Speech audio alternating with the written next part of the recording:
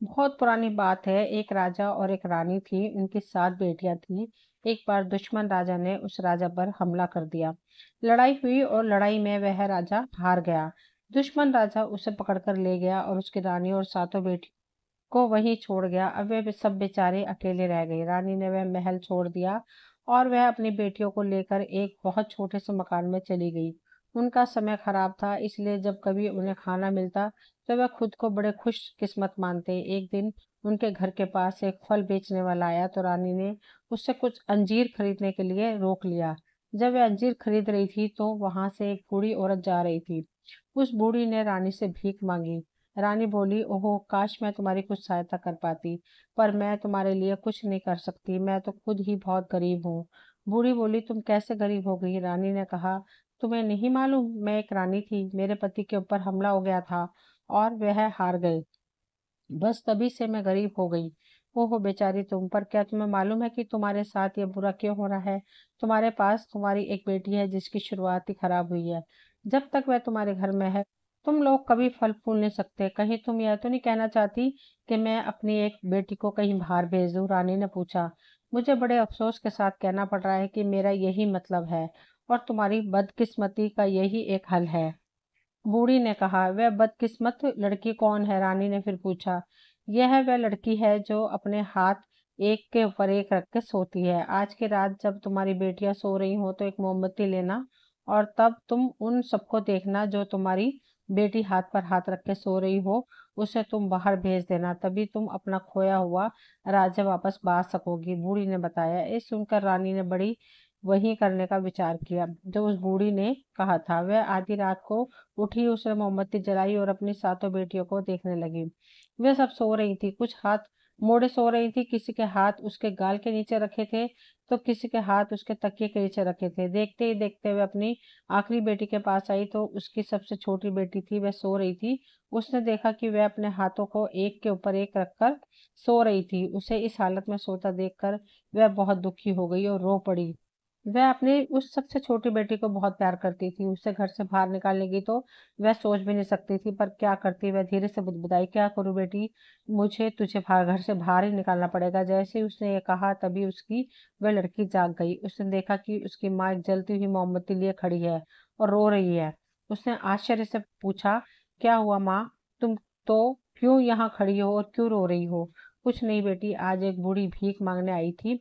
उसने कहा कि हम तभी खुशहाल होंगे जब हम अपनी उस बेटी को घर से बाहर भेज देंगे जो एक हाथ पर दूसरा हाथ रखकर सोती है, और वह बदकिस्मत तुम हो बेटी, रानी ने रोते हुए बताया। बेटी बड़ी सादगी से बोली, अरे तो क्या तुम इस बात पर रो रही हो? मैं जरा कपड़े पहन लूं माँ, मैं अभी घर से बाहर चली जाती हूँ। उसने तुरंत अपने कपड़े पहने, अपना कुछ जरूरी सामान एक पोटली में बांधा और घर छोड़कर चली दी। रानी उसे देखती रह गई और उसकी वह बेटी कितनी आसानी से अपना घर छोड़कर चली गई। काफी चलने के बाद वह लड़की एक ऐसे खाली मैदान में आई जहां केवल एक मकान खड़ा हुआ था। वह उस मकान तक गई तो उसने उस मकान के अंदर उसने कुछ बुनने काटने की आवाज सुनी। उसने झांक कर देखा तो कुछ स्त्रियां वहां कपड़े बुन रही थी। उसे दरवाजे पर खड़ा देखकर उन बुनने वाली स्त्रियों में से एक स्त्री ने उससे कहा, आओ अंदर आ जाओ। वह बाहर क्यों खड़ी हो? लड़की अंदर चली गई। तुम्हारा नाम क्या है? स्त्री ने पूछा। बदकिस्मत, लड़की ने जवाब दिया। क्या तुम हमारे साथ काम करना पसंद करोगी? उन्होंने पूछा। लड़की राजी हो गई। उन्होंने उसे घर में झाड़ू लगाने, घर के दूसरे छोटे मोटे काम करने के लिए बता दिए। फिर वे बोली, सुनो ओ बदकिस्मत, आज रात हम बाहर जा रहे हैं तो हम बाहर से दरवाजा बंद कर जाएंगे। तो जब हम चले जाएं और हम बाहर से दरवाजा बंद कर जाएं तो तुम भी अंदर से ताला लगा लेना। जब हम सुबह को वापस आएंगे तब हम बाहर से अपना दरवाजा खोल लेंगे और तुम हमारे लिए अंदर से दरवाजा खोल देना। तुम्हारा काम यहाँ यह है, कोई भी हमारी सिल्क या बेले या हमारा बुना हुआ कपड़ा चोरी ना करे और उन्हें नष्ट ना करे। बस इतना कहकर वे चली गईं। जब आधी रात हुई तो बदकिस्मत ने कैंची चलाने की आवाज सुनी। उसने तुरंत एक मोमबत्ती जलाई और उसको हाथ में लेकर कपड़ा बुनने की जगह चली। वहां उसने देखा कि एक स्त्री कैंची से कपड़ा बुनने की मशीन से सुनहरा कपड़ा काट रही थी। उसे लगा कि उसकी बदकिस्मती यहाँ भी उसके पीछे पीछे चली आई है। सुबह को उसकी मालकिन लौटी। उन्होंने बाहर से दरवाजा खोला और उस लड़की ने अंदर से दरवाजा खोला। जैसे ही वे अंदर आई तो उनकी निगाहें फर्श पे पड़े कपड़े के टुकड़ों पर पड़ी तो वे उस पर चिल्लाई, अरे ओ बेशरम, क्या तुम इस तरह से हमारी भलाई का बदला हमें दोगी? चली जाओ यहाँ से, तुम्हें एक काम दिया था करने के लिए और वह भी तुमसे हुआ नहीं। यह कहकर उन्होंने उसको घर से बाहर निकाल दिया। वह लड़की बेचारी फिर चल पड़ी। गांव गांव होते हुए अब की बार वह एक शहर में आ पहुंची। वहां वह एक दुकान के सामने रुकी जहां एक स्त्री रोटी सब्जी और शरबत आदि बेच रही थी। वहां जाकर उसने भीख मांगी तो उस स्त्री ने उसे थोड़ी सी रोटी और एक गिलास शरबत दे दी। तभी उस दुकान का मालिक लौटा। उसे उस लड़की पर तरस आ गया। उसने अपनी पत्नी से कहा कि वह उसे रात को अपनी दुकान में बोरियों के ऊपर सोने दे। दुकानदार और उसकी पत्नी ऊपर सो गए और वह बदकिस्मत उस रात में दुकान में बोरियों पर सो गई। रात में पति पत्नी ने नीचे कुछ आवाजें सुनी तो वे लोग आवाज सुनकर नीचे यह देखने के लिए दौड़े कि नीचे क्या हो रहा है। उन्होंने देखा कि अनाज की बोरियां खुली पड़ी हैं और सारे अनाज बिखरे पड़े हैं। फिर वो लड़की को ढूंढने लगे तो दुकानदार ने देखा वह तो डरी हुई बोरों के ऊपर बैठी हुई है, जैसे उसने कोई बुरा सपना देखा हो। वह उस पर चिल्लाया, अरे ओ मनहूस लड़की, तूने ही यह सब किया है, तू ही इस सब की जिम्मेदार है, निकल जा यहाँ से। यह कहकर उसने एक डंडी उठाई, उससे उसे मार मार कर बाहर निकाल दिया, बिना जाने कि अब वह कहाँ जाए। वह बदकिस्मत रोती हुई वहां से दौड़ पड़ी। दौड़ते दौड़ते उसे सुबह हो गई। सुबह को उसे एक बूढ़ी स्त्री मिली जो कपड़े धो रही थी। वह वहां खड़ी होकर इधर उधर देखने लगी। वह बूढ़ी स्त्री उस लड़की को इधर उधर देखते हुए बोली, तुम क्या देख रही हो बेटी? मैं रास्ता भूल गई हूँ, माजी, लड़की ने कहा। क्या तुम कपड़े धो सकती हो और उनको इस्त्री कर सकती हो? बूढ़ी ने पूछा। जी हाँ, लड़की ने कहा। तब तुम रुको, मैं इन कपड़ों को साबुन लगाती जाती हूँ और तुम इनको धोती जाओ। वे लड़की उन साबुन लगे कपड़ों को धोती गई और सुखाती गई। जब वे सूख गए तो उसने उनके मरम्मत करने, कलफ लगाने और इस्त्री करने के लिए इकट्ठा कर दिए। ये कपड़े राजकुमार के थे। जब राजकुमार ने अपने कपड़े देखे तो वह यह देखकर बहुत खुश हुआ कि उसके कपड़े कितने अच्छे तरीके से तैयार किए गए हैं। वह उस धोबिन से यह कहे बिना ना रह सका, उस तुमने पहले तो कभी इतने अच्छे तरीके से मेरे कपड़े नहीं सजाए। मुझे तो लगता है मुझे तुम्हारी कुछ इनाम देना चाहिए। और उसने उसे 10 सोने के सिक्के दे दिए। धोबिन ने वह पैसे उस बदकिस्मत के कपड़ों पर और रोटी बनाने के लिए एक बोरा आटा खरीदने पर खर्च कर दिए। उसने उस आटे को कुछ रोटियां बनाई। उसने वे रोटियां उस लड़की को देते हुए कहा, इसे तुम समुद्र के किनारे ले जाओ और वहां जाकर मेरी किस्मत को इस तरीके से पुकारना और बूढ़ी धोबिन की किस्मत ऐसे 3 बार पुकारना। तीसरी बार पुकारने पर मेरी किस्मत वहां आ जाएगी। तुम उसे यह एक रोटी और मेरी तरह से नमस्ते कर देना। तब उससे यह पूछना कि तुम्हारी किस्मत कहाँ है, और जब तुम्हारी किस्मत आ जाए तो उसके साथ भी ऐसे ही करना। वह बदकिस्मत धीरे धीरे समुद्र के किनारे की तरफ चली गई। वहां जाकर उसने जैसा उस धोबिन ने उससे कहा था उसी तरीके से उसकी किस्मत का पुकारा। वो बूढ़ी धोबिन की किस्मत जैसे ही उसने तीसरी बार उसे पुकारा, धोबिन की किस्मत बाहर आ गई। उसने उसे धोबिन का संदेश दिया और उसकी वाली रोटी दी और उससे पूछा, ओ बूढ़ी धोबिन की किस्मत, क्या आप मुझे मेरी किस्मत के बारे में कुछ बता सकते हो? सुनो, तुम यह खच्चर वाला रास्ता पकड़कर इस पर चलती चली जाओ जब तक तुम एक भट्टी तक न पहुंच जाओ। भट्टी के पास एक गड्ढा है जिसके पास एक बूढ़ी जादूगरनी बैठती है। बहुत ही नम्रता से उसके पास जाना और यह रोटी उसे देना, क्योंकि वही तुम्हारी किस्मत है। वह यह रोटी लेने से मना कर देगी और तुम्हारा अपमान भी करेगी, पर यह रोटी तुम उसके पास ही छोड़ देना और वापस आ जाना। फिर वह लड़की उस खच्चर वाले रास्ते पर चल दी और चलती रही जब तक वह भट्टी नहीं आ गई। वहां उसे एक बूढ़ी भी बैठी मिल गई। उस बूढ़ी में से इतनी ज्यादा बदबू आ रही थी कि वहां पहुंचकर उस लड़की का जी मिचलाने लगा। पर धोबिन की किस्मत की बात याद करके वह उसके पास बड़ी नम्रता से गई और उसे वह रोटी देते हुए बोली, ओ मेरी प्यारी किस्मत, क्या तुम मेरी यह? पर उस लड़की की बात पूरी होने से पहले ही वह बूढ़ी बोली, चली जाओ यहाँ से, तुमसे रोटी किसने मांगी? और वह उसकी तरफ से पीठ फेर कर बैठ गई। उस बदकिस्मत ने वह रोटी वहीं उसके पास रख दी और धोबिन के पास वापस लौट आई। अगला दिन सोमवार था, धुलाई का दिन। धोबिन ने कपड़े साबुन के पानी में डुबो कर रखे और फिर उनमें झाग उठने लगी। बदकिस्मत उसे मिलने लगी और धोकर सूखने के लिए डालने लगी। जब वे सूख गए तो उसने उसकी मरम्मत की और फिर इस्त्री किया। धोबिन ने उसे एक टोकरी में रखा और राजा के महल ले चली। कपड़े देखकर राजा ने कहा, अब तुम यह नहीं कहना कि तुमने इससे पहले भी कभी कपड़े इतनी अच्छी तरह से धोए थे। और स्त्री किए थे। इस मेहनत के लिए उसने उस दिन भी उसे 10 सोने के सिक्के और दिए। अब क्या था, धोबी ने और आटा खरीदा और फिर से कुछ रोटियां बनाई और बदकिस्मत को उनके समुद्र के किनारे उन दोनों की किस्मत को देने के लिए भेज दिया। अगली बार बदकिस्मत ने राजकुमार के कपड़े धोए। राजकुमार की शादी होने वाली थी, सो उसे बहुत बढ़िया धुले और इस्त्री किए कपड़े चाहिए थे। इस काम के लिए उसने धोबिन को 20 सोने के सिक्के दिए थे। इस बार धोबिन ने न केवल रोटी का आटा खरीदा, बल्कि बदकिस्मत की किस्मत के लिए एक बहुत सुंदर सी पोशाक, कुछ मुलायम रुमाल, एक कंघा, बालों में लगाने वाला खुशबूदार तेल और कुछ और चीजें भी खरीदी। वह बदकिस्मत यह सब सामान लेकर उस भट्टी की तरफ चल दी और वहां जाकर गड्ढे के पास बैठी अपनी प्यारी किस्मत से बोली, ओ मेरी प्यारी किस्मत, यह तुम्हारी गोल रोटी है। यह किस्मत अब उस बदकिस्मत से ज्यादा हिलती मिलती जा रही थी। सो वह रोटी लेने के लिए उसके पास तक आ गई। जैसे ही बदकिस्मत की किस्मत उसके पास आई तो बदकिस्मत ने उसे पकड़ लिया।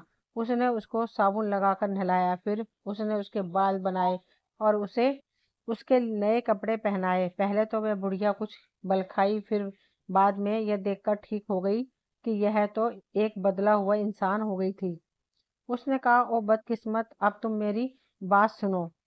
मेरे लिए तुम्हारी इन सब मेहरबानियों के लिए मैं तुम्हें यह एक छोटा सा बक्सा भेंट में दे रही हूँ। ऐसा कहकर उसको एक दिया सलाई की सीख रखने जैसा छोटा सा बक्सा दिया। बदकिस्मत उस बक्से को लेकर तुरंत ही धोबिन के पास भाग गई। घर जाकर उसने वह बक्सा खोला तो देखा उसमें कपड़ों पर लगाने वाले बेल का एक टुकड़ा रखा हुआ था।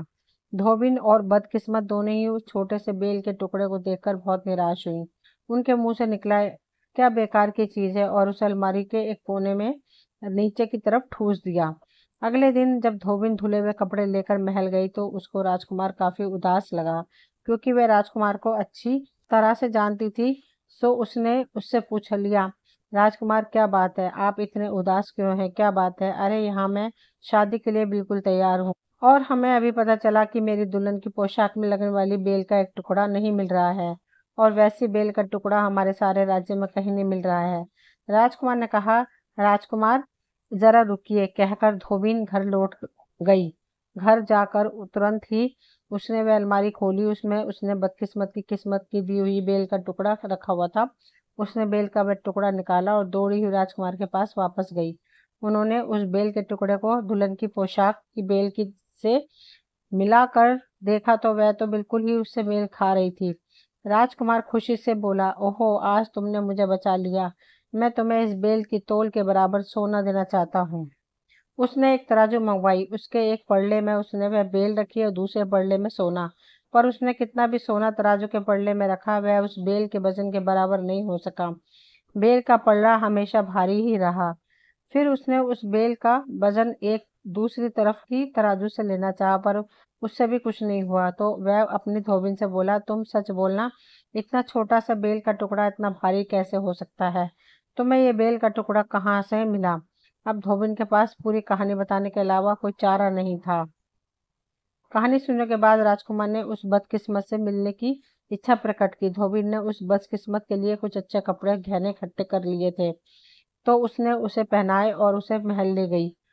क्योंकि वह एक राजा की बेटी थी और दरबार के रस्मों को बहुत अच्छी तरह से जानती थी, तो जब वह बदकिस्मत राजा के कमरे में घुसी तो उसने उसे शाही तरीके से झुककर नमस्कार किया। राजकुमार ने उसका स्वागत किया और उसे बैठने के लिए एक सीट दी। फिर पूछा, मगर तुम हो कौन? तब उस बदकिस्मत ने बताया, मैं पड़ोस देश के राजा की सबसे छोटी बेटी हूँ। मेरे पिता को लड़ाई में हराकर उनकी गद्दी छीन ली गई और उन्हें जेल में डाल दिया गया। मेरी बदकिस्मती ने मुझे घर छोड़ने पर मजबूर कर दिया।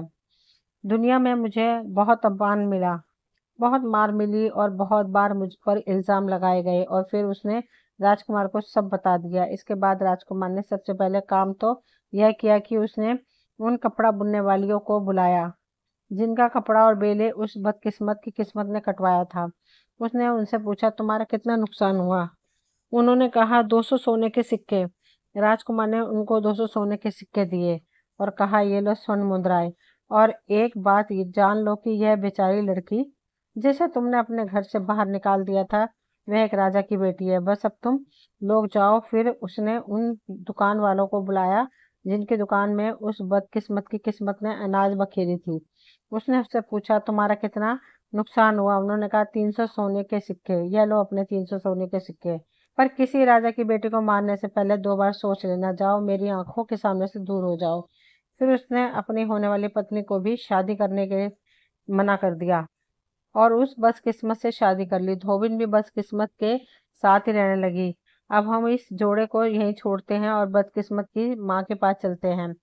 जब रानी की सबसे छोटी बेटी घर छोड़कर चली गई, तभी से उसकी किस्मत का पहिया उल्टा घूमने लगा। इससे उसे लगा कि वह बूढ़ी भिखारी सच बोल रही थी। एक दिन उसका भाई और भतीजा एक बड़ी सैन्य लेकर आए और उन्होंने अपनी बहन के राज्य को फिर से जीत लिया। रानी और उसकी 6 बेटियां फिर से अपने महल में चली गईं और फिर से अपने पुराने ऐशो आराम से रहने लगीं। पर उनके दिमाग से उनकी सबसे छोटी बेटी और बहन की यादें नहीं गई। उसके बारे में तो जब से वह घर छोड़कर गई थी, तब से किसी ने अब तक कुछ सुना ही नहीं था। इस बीच राजकुमार ने सुन लिया था कि बदकिस्मत की माँ अपने महल में वापस चली गई है। तो उसने बंद की किस्मत की माँ को यह संदेश भेजा कि उसने उनकी बेटी से शादी कर ली है। उसकी माँ यह सुनकर बहुत खुश हुई और अपने कुछ नौकरों और दासियों को लेकर अपनी बेटी से मिलने के लिए चल दी। इसी तरह से बेटी भी अपने कुछ नौकरों दासियों को लेकर अपनी माँ से मिलने के लिए चल पड़ी। वे दोनों अपने अपने राज्यों की हदों पर मिली। वे सब खुशी के मारे एक दूसरे से बार बार लिपट जाती। बेटी के मिलने पर दोनों राज्यों में बहुत खुशियां मनाई गई। दोस्तों, ये कहानी यहीं तक थी। मुझे उम्मीद है आप सभी को पसंद आई होगी। अगर पसंद आई हो तो प्लीज़ चैनल को सब्सक्राइब करें, वीडियो को लाइक शेयर करें। मिलती हूँ अगली कहानी को लेकर। तब तक के लिए शुक्रिया।